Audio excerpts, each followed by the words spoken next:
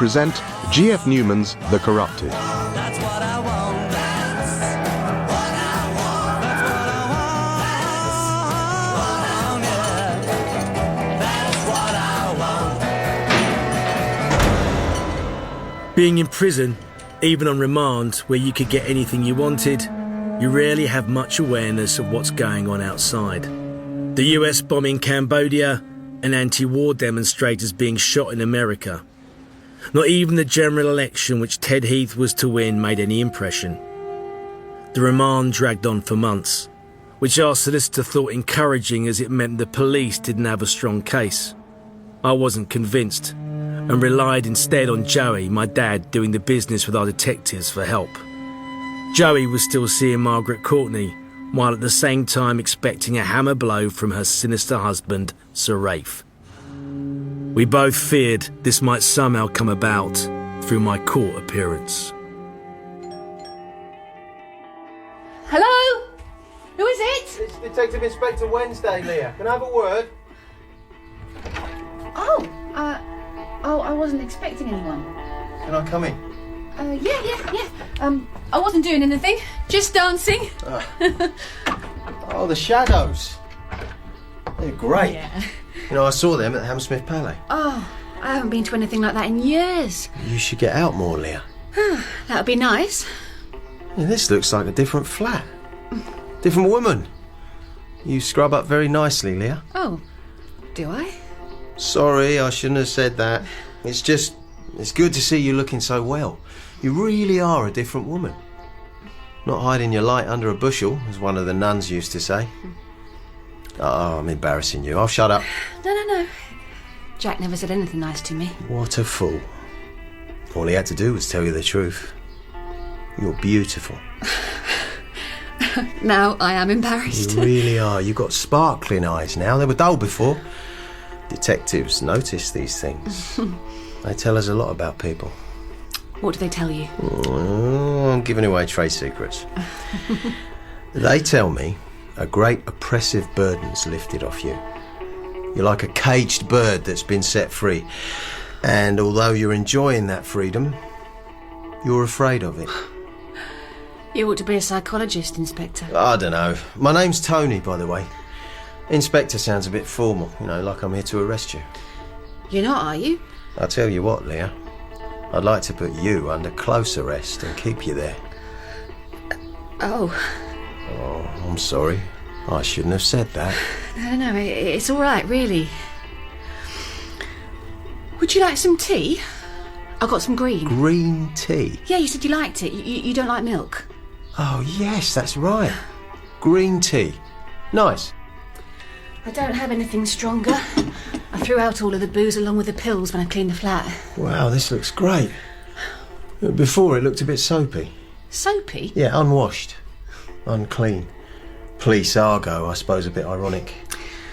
I'm sorry about how I was then. I didn't care about anything. You needn't have worried. I could see your lights, as the nuns used to say. You must have been fond of them, Tony Wednesday. Say that again. What? Tony Wednesday? You make it sound nice. I never liked that name much. How'd you get it?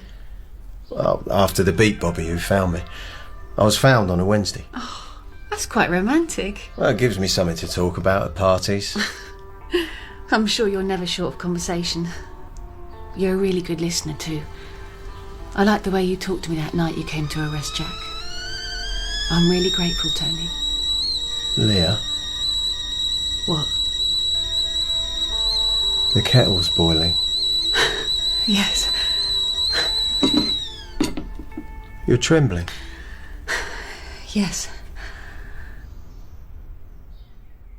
Can I make an observation, miss? I'd say you needed that. Was I too awful? Well, I'm not very experienced, but you were pretty responsive. I hated sex with Jack. Oh, it was like rape every time. I hated it.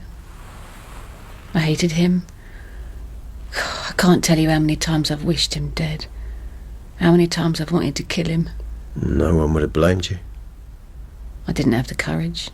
Were you afraid to leave him? Oh, I did once before. When he got out of prison, he found me, dragged me back. You should have gone to the police, Leah. No, scratch that. They wouldn't have done much. Braden pays too many of them.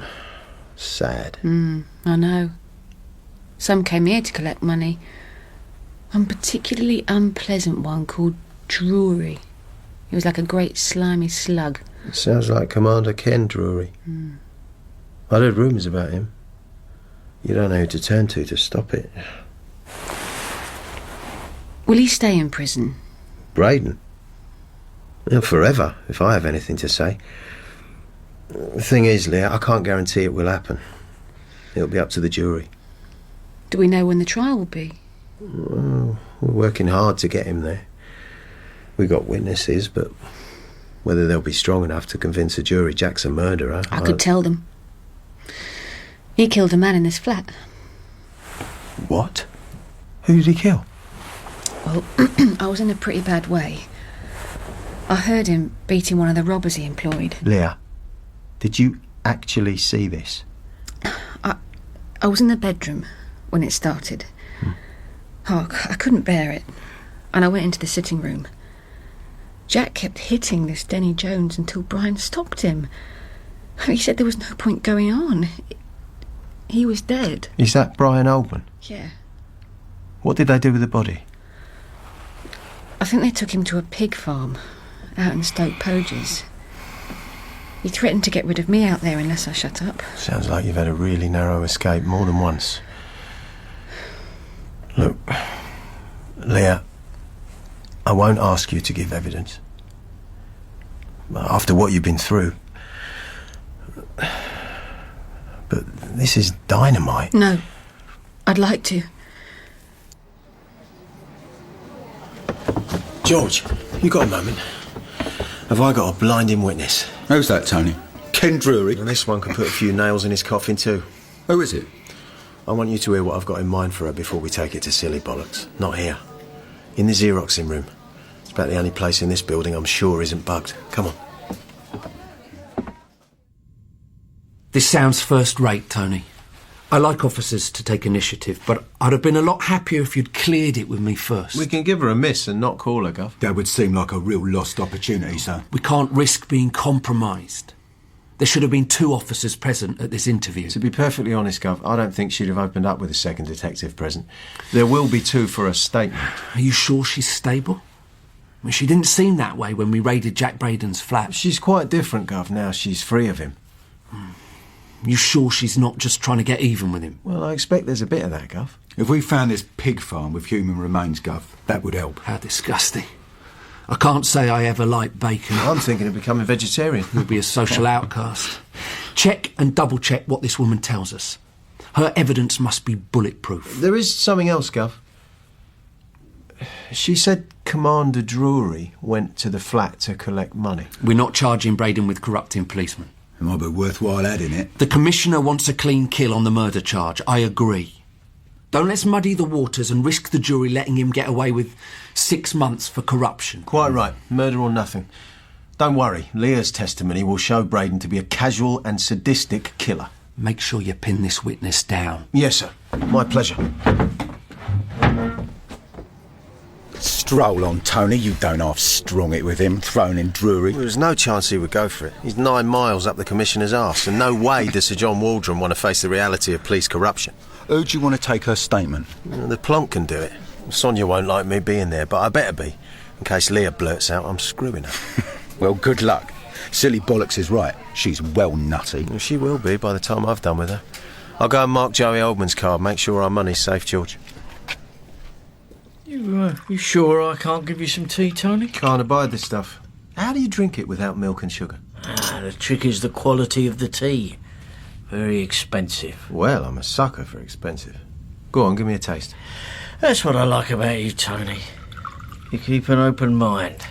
Why do I feel you're testing me every time we have a conversation? I feel the same about you. I think we're pretty evenly matched. No, you definitely have the edge.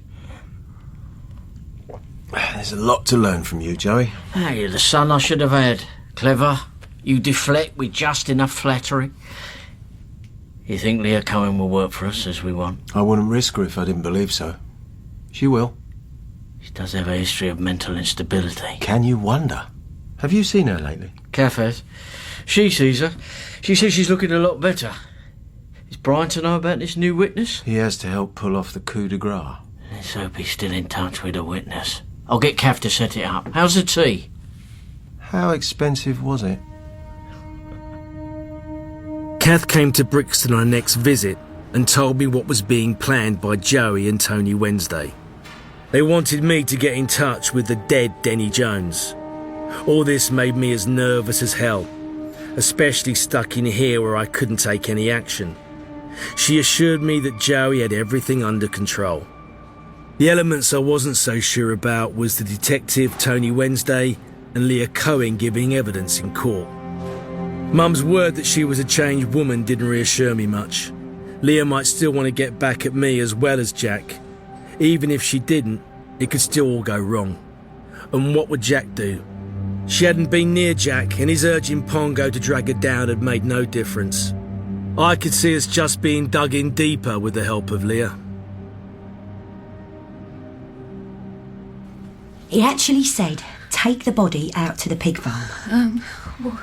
Why'd you look at Inspector Wednesday, Leah? These have to be your words. I expect she's nervous, Sergeant. Jack said, if you don't shut up, you'll go out there too. Charming. Did you see the body being taken out? Tony, should I say I did? You told me you didn't. Stick to the truth, Leah. Then you can't be caught out. That's good advice, Leah. You didn't see it go? No, I couldn't stand it anymore. I ran back to the bedroom. Jack was angry enough to have killed me. I think this will help our case a lot. He will be convicted. I want him out of my life. You've obviously been through a great ordeal with Braden, but I won't put any of that suffering in here. We've been instructed to leave out anything that might help the defence. But Tony, you said... It would show what a monster Jack is, but Sonia's right. We can't risk the defence claiming you're saying this just to be rid of him. If you think so, Tony. Whatever you think's best. I'll get this statement tidied up, Leah, and then get you to sign it, OK? Is that what happened, Tony? You're doing fine. Yeah, really good. Can I have a word, Gov? I'll get a car and take you home, Leah. All right, won't be a moment. Are you shagging that witness, Tony? Why would I do that? Why wouldn't you? Anything in her skirt. I wish she looks at you with dewy eyes. Are you screwing silly bollocks, son, our governor? Attack's always the best defence for you. You always do it. Well, are you? What are you saying? That's silly. It's plain as a pikestaff he's in love with you, dewy-eyed redfers. Of course, being John, I don't suppose he'd ever get your knickers off, so probably you're not screwing. You, on the other hand, have all the moves to screw Leah Cohen. Don't take me for a fool, son. You know what could happen if I did. Yes, she'd be discredited as a witness and you'd be sacked. Have no fear, I won't jeopardise silly bollocks' result. We'll put Braden and Brian the iron away for a long while. John's prayed for that day. Well, now his prayers are going to be answered. You'll see. Many a tear has to fall, but it's all in the game, all in the wonderful game that we know, How are you doing? I'm nervous about facing Jack in court. All witnesses feel nervous. Just tell the truth and you'll do fine. He can't hurt you. There'll be a dozen policemen in court ready to come to your aid. Oh, it doesn't make me any less nervous knowing he deserves to be in prison. You clear about what you're going to say? Like we agreed. That's all we need. God, it's the waiting that gets to me. What's happening in court? The prosecution's just going through the evidence in chief with my boss. Look, I'd best get back before the defence starts to rip him apart. Will they do that to me, Tony? They'll try. I'll see you later. Tony? We're winning, Sonia. The easy bit. Defence counsel hasn't started yet. He'll do all right. Superintendent Redvers, can you tell us what Exhibit 15 is?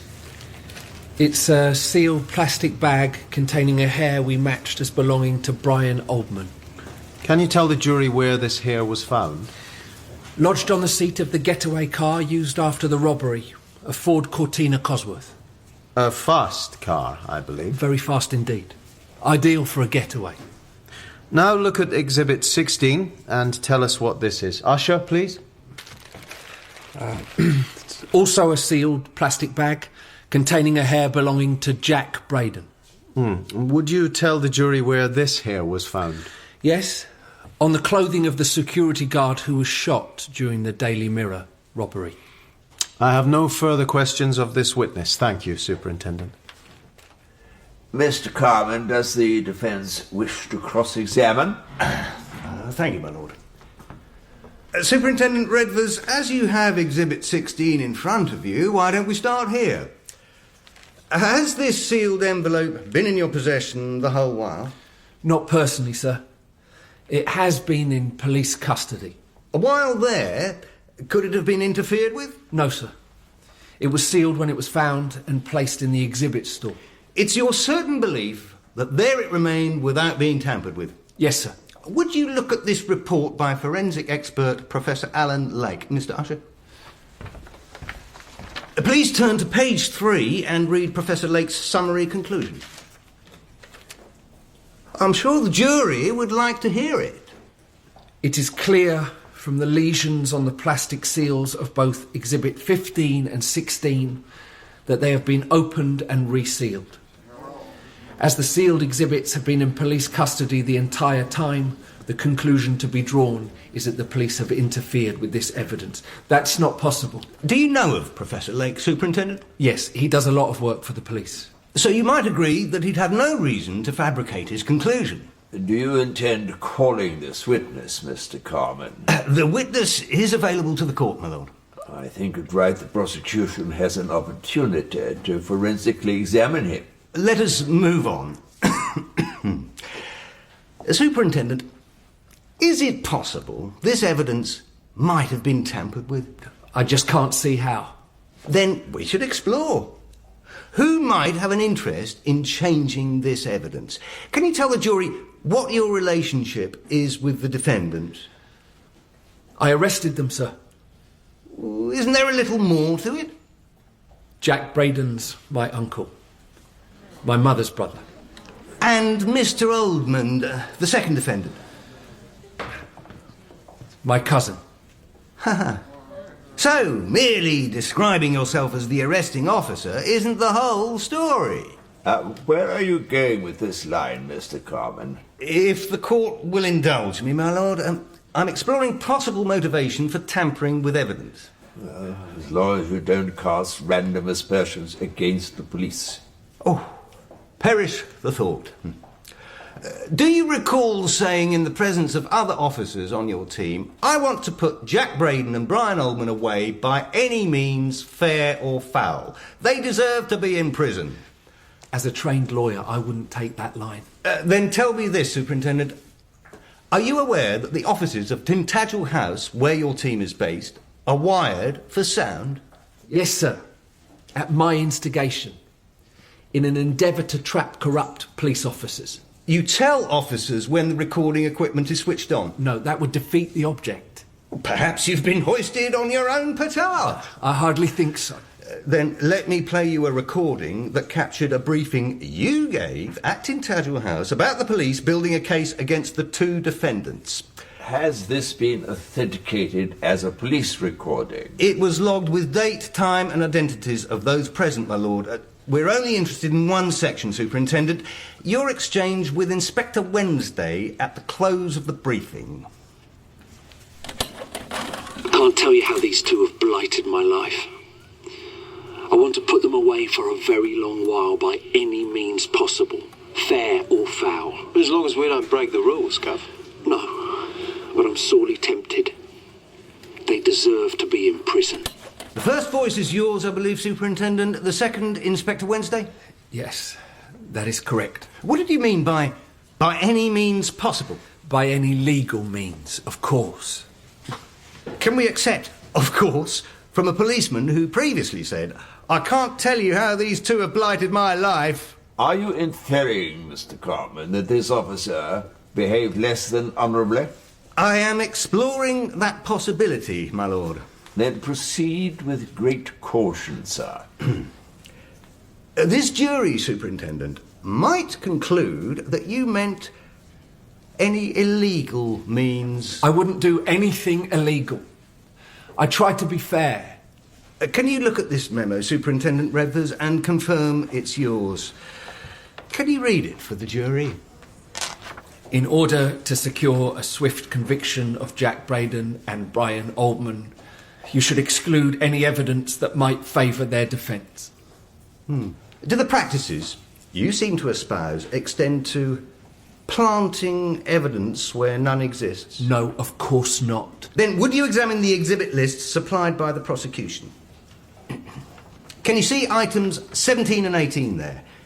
Jack Braden's hair found in the getaway car and fibres from Brian Oldman's jacket in the same car. They were found in the car after it was abandoned. Were these items not added to the list at a later date? Judge, this is not fair. I've applauded these inferences, Superintendent, but defence counsel is entitled to make them. Your not answering will leave the jury to draw their own conclusions. They were not added after the list was closed. Then perhaps you'd explain, to the jury's satisfaction, how these two items are on the list with a different typewriter. Similar, but different. Is this to be confirmed by expert testimony, Mr. Carmen? Oh, yes, my lord. The same Professor Lake, I will be calling him. I don't know. I'm sorry. Bloody hell. Judge Carmen's enough to make a bishop swear. Is that the kind of roasting we can expect? These accursed people blighting my life again. Despite Carmen, sir, I believe our case is still strong. I hope Leah Cohen can show Braden up for the murderous thug he is. There was fragments of human bone found at that pig farm, Gov. Well, that's where Denny Jones ended up, all right. Let's keep our nerve. I need a cup of tea, Sonia. You coming? Yeah, of course. You better warn Leah, it won't be an easy ride. Can you believe that, Wally, George? He walked right into it with that defence barrister. I better make sure Leah's okay. Don't tell her we got a thrashing, Tony.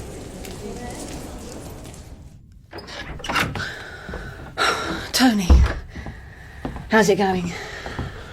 Oh, a bit uphill at times. Defence barristers can be tricky.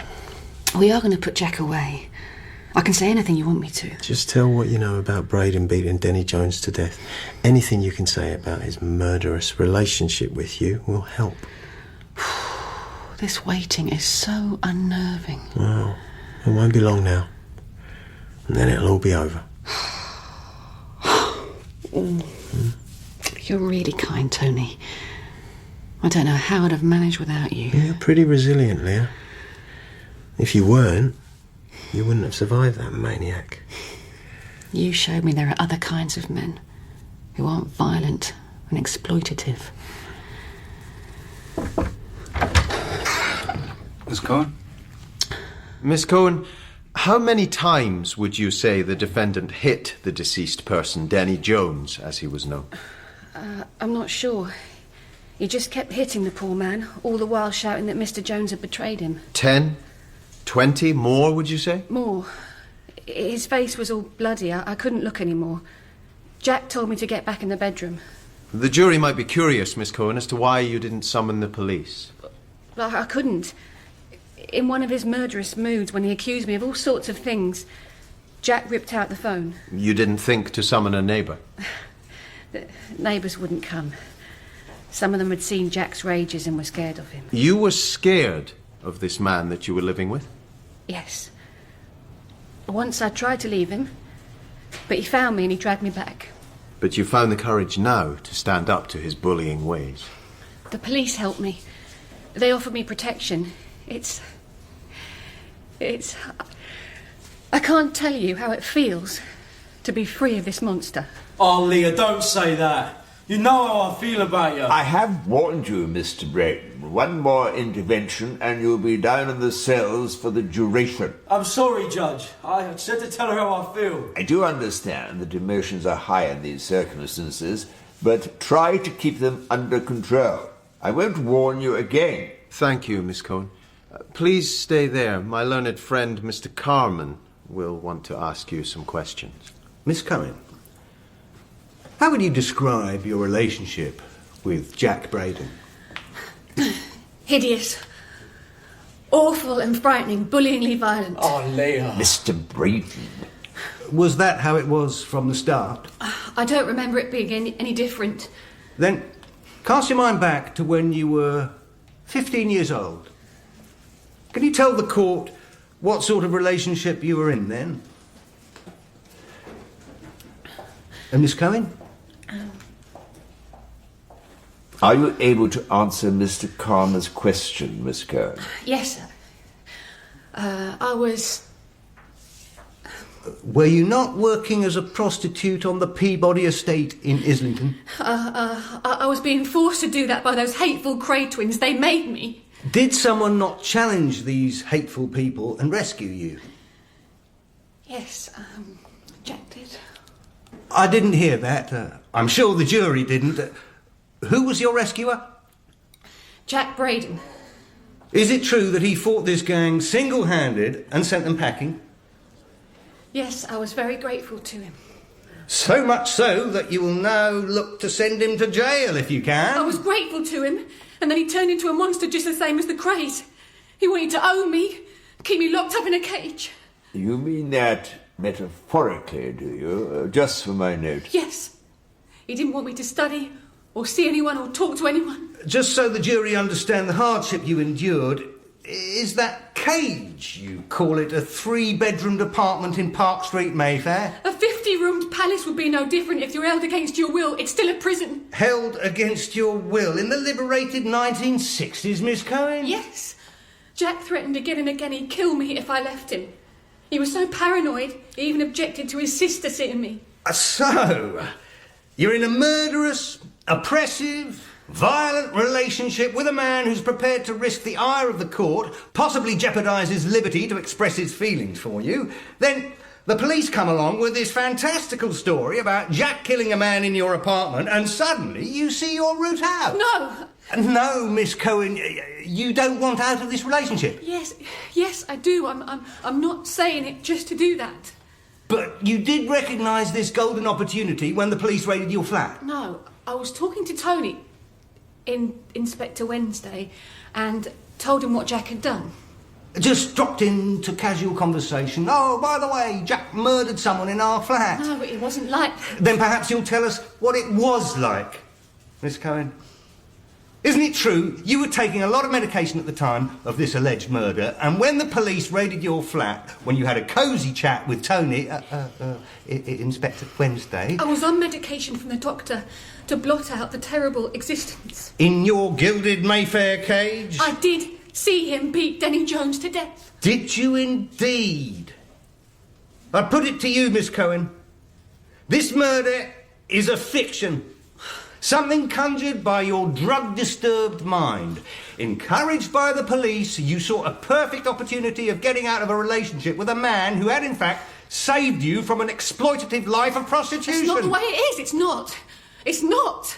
You still maintain that Jack Braden, in your presence and in the presence of the second defendant, Brian Oldman, beat and killed one Dennis Jones and had his body conveyed to a pig farm for disposal? Yes.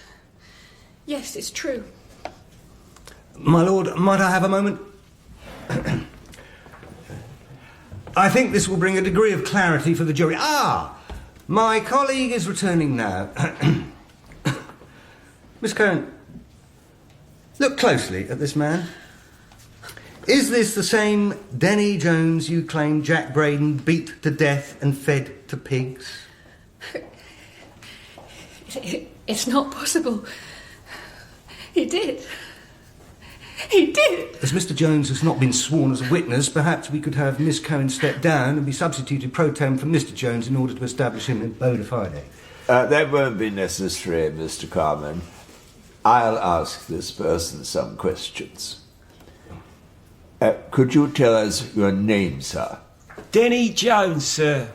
What relationship, if any, do you have with the defendants? I used to work for Jack till I retired to Spain. Did this retirement come as a result of a beating, Mr. Jones? Well, Jack liked to shout, and so we had many rows at his flat. But I don't ever remember a beating of any kind. I see. I'm going to adjourn for a short while. I'd like the jury to remain in their seats I'd like to see counsel in my chambers. I think we're about to get a result, Jack. How did they manage that, Bry? We raised Denny from the dead. Here he is, the real hero. George Carman. We're having a big party to celebrate our win. I'd like to drown you in champagne, George. Mr. Braden, I'm very good at what I do. But sometimes I don't like myself for it, or the results I get for my clients. You're one such client. I certainly don't want to celebrate with you. Excuse me?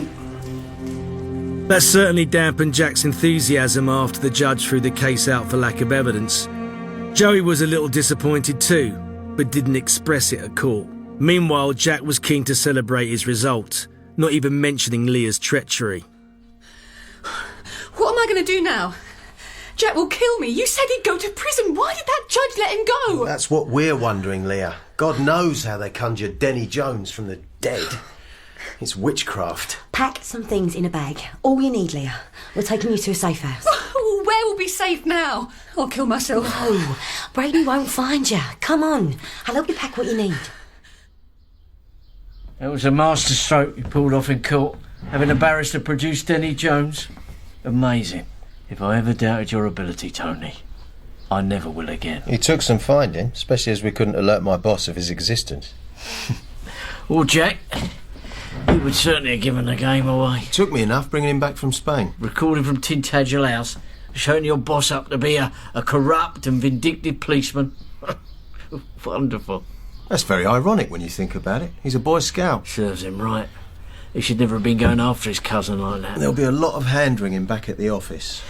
Oh, I suspect you want this. Feels a bit light, Joey. It is light. What's the game? Only half. Well, you agreed that Jack would go away and free Brian to work with me. I said we'd get Brian clear, and we've done that. If Jack came to, that's not my problem. What I don't want now, Joey, is you cheese-pairing us. Others have to be weighed off. A deal is a deal. I pay only for what I get. That's up to you, Joey. You can put the other grand on the table and we'll still be business partners. If I walk out of here without it, I'll nick Brian again, then start looking at you. You threatening me, Tony? I'd say so. Thought you were smart, Joey. So what's it to be?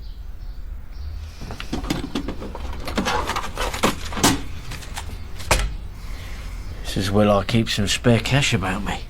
£1,000. In this lot, I don't have to count. Smart move, Joey. I like you. I want to learn from you.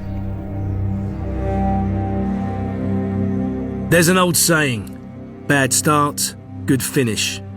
That bad start to their relationship wasn't how it was going to go on. Joey and Tony Wednesday were to do more business together, some of which was to prove disastrous to me.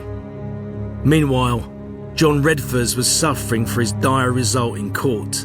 No amount of explaining or justification would lift the whiff of incompetence and corruption from him. Especially so as Detective Chief Superintendent Slipper had no time for the Commissioner's blue-eyed boy. We all make statements about crimes, but have them recorded and show up in court. How did that brief get them? Well, someone must have slipped them to him, Gov. What, someone on our team? These criminal barristers go to any lengths to win. Someone on his team probably gave one of the cleaners a few pounds to get the recording. And the items on the exhibit list that were added with a different typewriter? I typed that list, sir. I don't see how it could have been a different typewriter. Well, the judge seems satisfied they were. We played strictly by the book. Is the recording equipment switched off now? Oh, God, what a mess. Just as we thought we had the last of the big firms, we got a slap in the teeth. I want a full post-mortem of what happened. I want someone's balls for this, and then a full analysis of how we can nab them again. The Deputy Assistant Commissioner is not best pleased. Dismissed.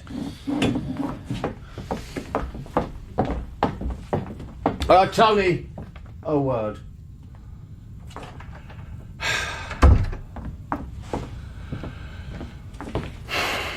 Look, what do you think happened in court? Is Redvers completely naive, or double clever in getting a result for his family? Well, there's no denying he is bright academically, Gov. But is he smart enough to engineer something like that collapse in court? I doubt it. The blood is thicker than water. Well, someone help those bastards. And short of it being God, I'm determined to find out who. We put too much work in to have it go for nothing. That's the spirit, lad. Now keep me posted on any development so I can inform the DAC. It's depressing, Sonia. The DCS is blaming me for our failure in court. But what you mustn't do is blame yourself. It's better to be a failed honest policeman than a successful corrupt cop. Oh. You think I'm a failure, do you? An honest policeman can never fail. The forces of evil from corruption are far-ranging. You'll think I'm prejudiced, but I believe your ex-husband, Tony Wednesday, somehow had a hand in this. I'd love to be able to prove it. How would we ever prove it? I'm not sure how I'd have got through these past couple of days without your support, Sonia. If you'd turned against me... I wouldn't do that. I've got too much respect for you as a policeman. Is that all it is, Sonia? Dare I hope for more? I can't tell you how I've waited to hear you say that. Yes. We'll make a powerful team. Thank you. So strange, Margaret. Every time we meet, it feels as if your husband's watching us. We change hotels so often he couldn't possibly. That's what he specialises in. Making people uneasy. He does like to watch, Joseph. Well, he's a spy of some sort. That's not what I mean. Then what? He goes with young boys. Well, there's lots of homosexuals. It took me a long while to come to terms with Brian. As unpleasant as that is, one can put up with it. I'm afraid I mean young boys. Some very young. I once found his secret diary. There's a whole club of senior civil servants, judges, policemen, even cabinet ministers. All pederasts. Rafe uses this knowledge to manipulate them.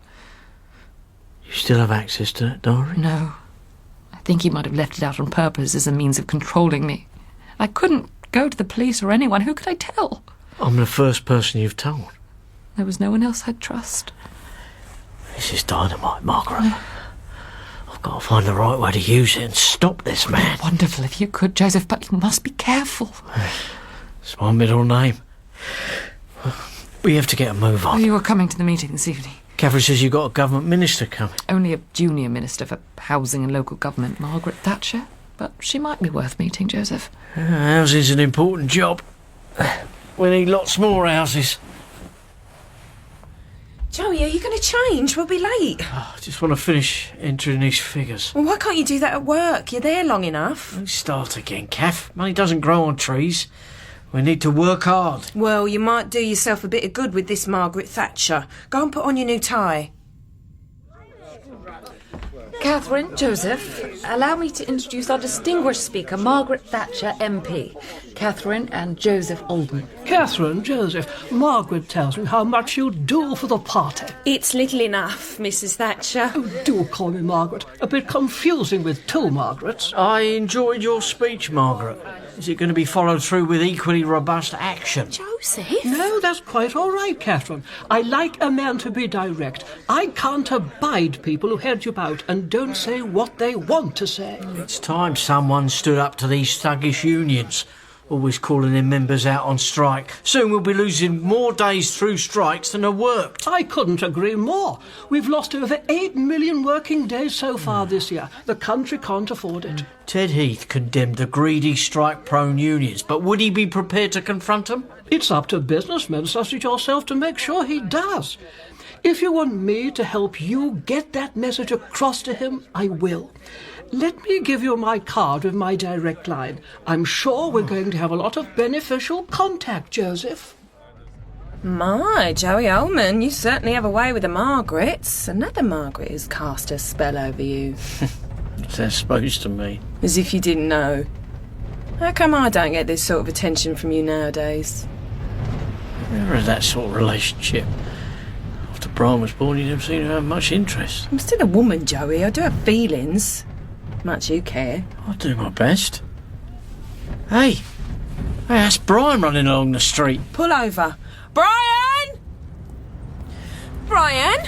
What on earth's wrong? Mum, where have you been? I've been trying to get you. The police came for me. They came for me. Who did? What for? Jumped out the window of me flat and ran. But what do they want? They said I killed a boy whose body ended up in a ditch in Orpington. I didn't, I swear. Of course you didn't. Boy, what's this about? A young underage boy a bloke called Sir Rafe Courtney tried to get me to go with a long time ago. I don't know why they're doing this. I didn't kill him. I know, son, I know, but we'll get you through this. Oh, Joey. Joey knew at that moment that this was the slow suffering Sir Rafe Courtney promised he would have to endure. I was about to enter the seven hells and could see no way out. All this as MPs voted to set up the Industrial Relations Court to deal with strikes, one of the most divisive pieces of legislation ever. With riots rocking Poland and 300 dead in clashes with the Soviet-backed government forces, 150,000 people dying in the floods in East Pakistan, and President de Gaulle dying, my troubles seemed minor. But not to me, and not to Joey. He was going to have to use all the resources he could muster to try and get me out, with no guarantee of success. The policemen who came for me were none I'd had any dealings with in the past, so the future looked bleak. Meanwhile, Jack bribed any number of cops to get the location of the safe house where Leah was. He found her and forced her back to his flat. Then, a surprising thing happened.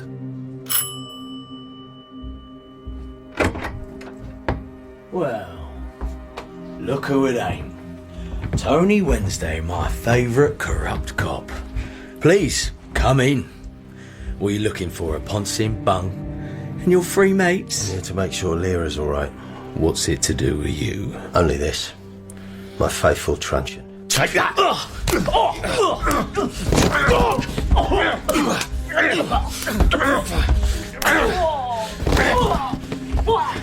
You touch her again, even lay a finger on Leah, or raise your voice to her, we'll be back and you'll get a lot worse.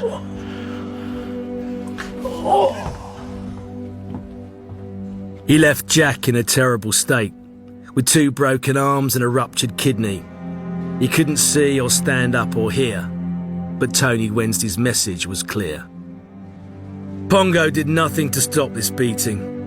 Perhaps because Tony Wednesday was mob-handed, perhaps not. He simply carted Jack off to hospital. As for me, I went off to an equally uncertain future.